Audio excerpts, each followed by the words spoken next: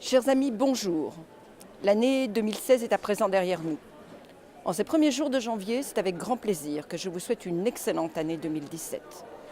Vœux de bonheur, de réussite, de paix, de santé et de bienveillance. 2016 fut une année très importante à de nombreux égards. Les violences n'ont malheureusement pas diminué en Europe comme en France. Le terrorisme demeure à notre porte et nous nous souviendrons à jamais de l'attentat du 22 mars dernier, ici à Bruxelles, à quelques dizaines de mètres du Parlement européen, mais aussi celui de Nice et à quelques jours de Noël, celui de Berlin. Mes pensées vont aux victimes et à leurs familles. Dans le même temps, la crise agricole s'obstine par sa persistance.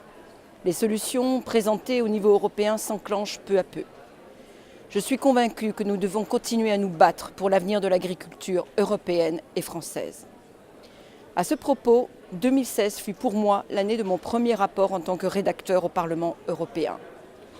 Mon rapport d'initiative sur les outils de la PAC pour lutter contre la volatilité des prix a en effet été adopté en session plénière en décembre dernier, après un an de travail.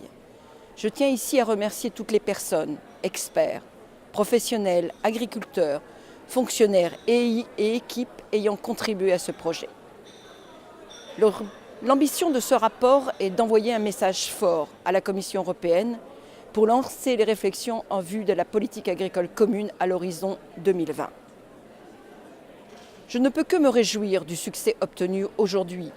Aujourd'hui même, la Commission européenne vient présenter ses travaux sur la volatilité des marchés agricoles et nos deux institutions avancent dans le même sens, notamment sur la question d'organisation des filières, de transparence des marchés ou encore de régulation des pratiques commerciales déloyales. Tournons-nous à présent vers 2017. Pour nous Français, cette année sera décisive.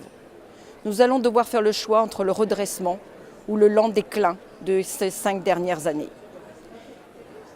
Je m'attellerai particulièrement à redonner confiance aux Français dans leur pays et dans l'idéal européen, et notamment pour mes collègues agriculteurs.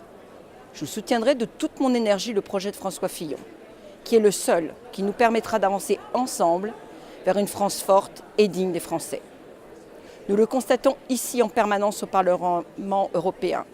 Nos partenaires attendent beaucoup de nous et nous ne pouvons continuer à les décevoir. La France doit redevenir un moteur de l'Union européenne. La France a besoin de l'Europe, mais l'Europe a encore plus besoin de la France. Je terminerai donc ces vœux en citant le général de Gaulle. En marchant vers l'unité de l'Europe, on marche dans le sens de l'histoire. Encore une fois, à toutes et à tous, mes vœux les plus sincères pour cette nouvelle année.